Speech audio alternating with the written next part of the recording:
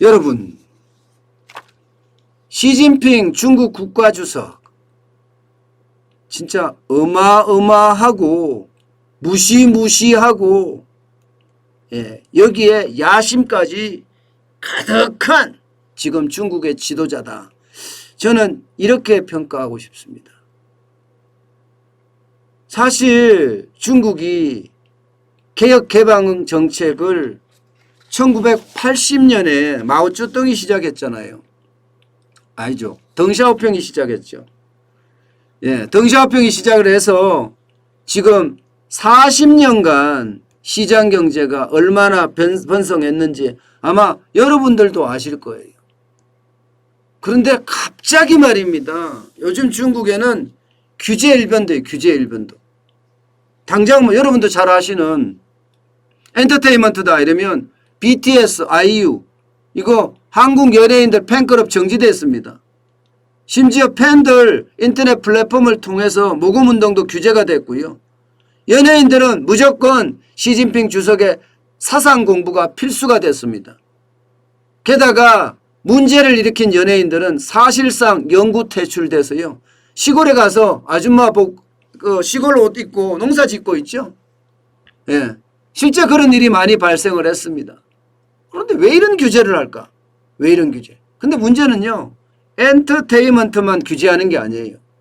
지금 모든 분야를 동시다발적으로 규제하고 있습니다. 경제 부분에서는요. 여러분 다 아시는 알리바바, 탄센트 반독점 조사하고 있죠. 게다가 미상장 강행하고 있는 디디 출싱 앱스토어에 대해서는 퇴출 명령까지 내렸습니다. 바로 이 부분에서는 지금 가장 많이 이야기하는 게 뭐예요? 공동부유를 많이 이야기하죠. 공동부유. 그죠? 공산당 중앙재경위에서는 높은 소득도 규제할 필요가 있다. 이렇게까지 이야기할 정도예요. 높은 소득도. 그러니까 무조건 공동부유. 공동부유의 해석은 뭐 여러 가지가 따를 수 있겠지만 어쨌든 제가 가면서 설명을 드리겠습니다. 교육도 마찬가지입니다. 교육도. 사교육 전면 금지했죠. 우등반을 만드는 거 못 만들게 하고 쉽게 말하면 반편성 자체를 균형 있게 했습니다. 초등학교 1, 2학년 때는 지필시험을 금지했습니다. 교육에서도 보면 우등반 못 만들고 이런 게 이제 또 다른 문제죠. 게임에서는요. 게임은 정신적 아편이다. 뭐 이렇게 아편이라면 중국 사람들은 이게 뭐라 그럴까 엄청난 안 좋은 기억을 가지고 있습니다. 아편 전쟁도 있고 그리고 아편이라고 하면 가장 악독한 단어라고도 이야기합니다. 그러니까 일주일에 3시간만 게임 허용하겠다. 뭐 이렇게까지 하고 부동산 같은 경우는요. 연간 주택 임대료 인상을 5%로 제한했습니다. 신규 은행 대출 규제 인상을 억제했습니다. 여러분 이거를 보면 어떻게 느낍니까? 저는 이거를 보니까 우리나라 정책하고 비슷하죠. 우리나라 정책하고 좀 비슷하게 느껴져요. 연간 주택 임대료 상승률 5% 이런 것도 비슷하고요. 그 다음에 우등반 교육에서 우등반 못 만들게 하는 거. 이게 뭐 민사곤이 자율형 사립고 다 없애는 거 그런 과정으로 봐야 되죠. 알리바바 탄센트에 대한 반독점 조사 요즘 카카오하고 네이트에 대한 조사를 하고 있죠. 게임은 지금 오히려 플러스 이건 조금 다르긴 하지만 어쨌든 정책이 좀 비슷한 모양새로 가고 있다는 거. 그건 어쩌면 좋지 않은 이야기예요.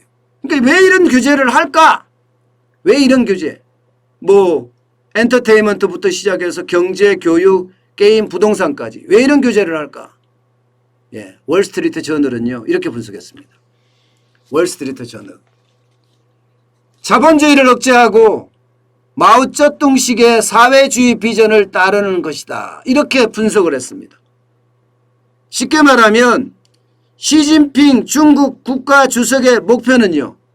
중국의 자본주의를 억제하면서 다른 한편으로는 마오쩌둥식의 사회주의적 비전을 만들어내겠다. 이런 생각이에요.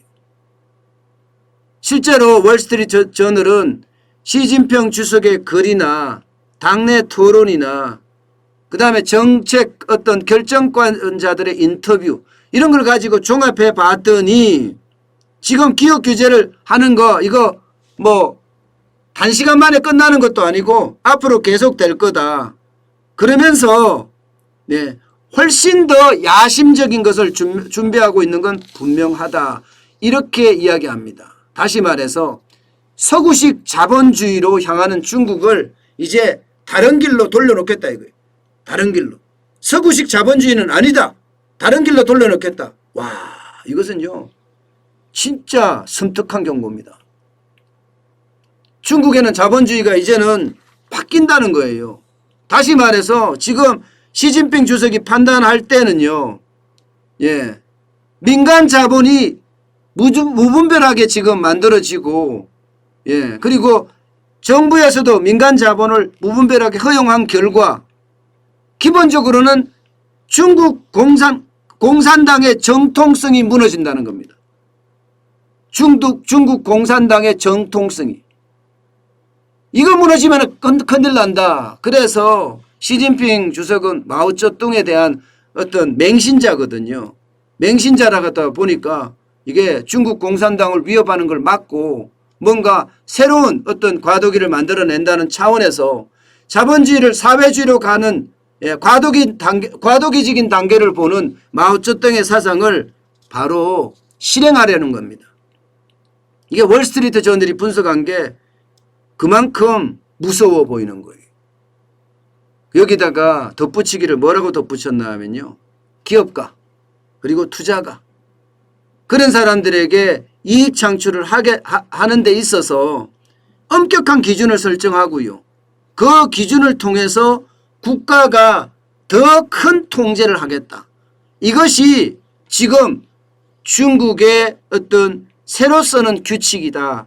이렇게 분석했습니다. 쉽게 말하면 여러분 모든 분야에 국가라는 게 중국 공산당이겠죠. 그죠? 공산당이 우선한다는 거예요. 예. 누가 자본을 만들든 필요 없다. 알리바바든 탄센트든 어느 기업이든 간에 이거는 정부 소유지. 정부가 통제하고 정부가 기업을 운영하는 거지. 이게 절대적으로 민간에서 운영하게 두지는 않겠다. 이런 얘기에 굉장히 가깝습니다. 그러면 지금 하고 있는 뭐 공동부유라고 이야기하는 혁명 아마 엄청난 혁명으로 점점 발전되지 않을까 그렇게 해석을 합니다. 예. 베이징의 많은 국영 기업들이 결국은요. 예. 더 커질 거고요. 또 거기에 대한 국가의 통제는 더 강화될 것. 이거는 분명해 보인다는 거예요. 자, 그러면 여러분 어떻게 될까요? 그럼 어떻게 될까요? 저는 이렇게 생각을 해요. 자본주의의 속성은요. 쉽게 말하면 기업가 정신이에요. 기업가 정신이 있기 때문에 이 자본주의가 계속 발전하거든요. 기업가 정신이라는 게 한자리에 머물지 않고 변화하고 또 도전하고 그래서 새로운 어떤 국면을 만들어내는 것. 이게 이제 기업가 정신의 표상인데 지금 중국처럼 기업가 정신을 아예 말살해버리는 그러면서 당의 정신이 기업의 어떤 표준이 되는 그런 모양새로 가고 있거든요. 과연 그렇게 갔을 때 중국이 앞으로 발전하겠느냐. 게다가 시장경제를 점점 옥죄는 방식으로 특히 마오쩌둥이 이야기했던 것처럼 자본주의가 사회주의로 가는 과도기적인 단계 반드시 필요한 공동부유를 만들어내는 그러니까 이게 이제는요. 자본주의를 거의 이제 버려가면서 말입니다. 버려가면서 많은 이점들을 이제 통제하고 버려가면서 거기에 공산당의 독재가 더 강화되면서요. 거기서 공동부유가 창출이 되고 그 공동부유는 인민들이 중국 국민들이 다 나눠 쓴다. 이런 개념으로 지금 확대 발전시켜 나가는 그런 모양새로 보입니다. 그렇기 때문에요. 지금 중국 자본주의는 이제는 중국 자본주의라고 이야기할 수도 없을 만큼 앞으로 더 확대되지 않을까 그렇게 보이고요. 지금처럼 과거처럼 계속해서 자본주의의 어떤 모양새를 가는 것이 아니라 이제는 일대 전환이 일어난다. 이렇게 지금 보입니다. 예, 그래서 제가 섬뜩한 경고라고 이야기했던 게 예, 그 이유입니다. 저는 시장에 개입이 많으면 많은 만큼요. 시장을 실패시키는 요인이 될 수도 있다고 생각해요. 게다가 많은 자본가들이 투자를 꺼리게 되잖아요. 그러면 그 투자를 꺼리게 되면 점점 경제에서는 저는 몰락의 길을 걷지 않을까 그런 생각까지 합니다. 물론 시진핑 국가주석이 몰락까지 가게끔은 안 놔두겠죠. 그러나 분명한 것은 예, 민영기업을 국영기업화하는 것은 당연하고요.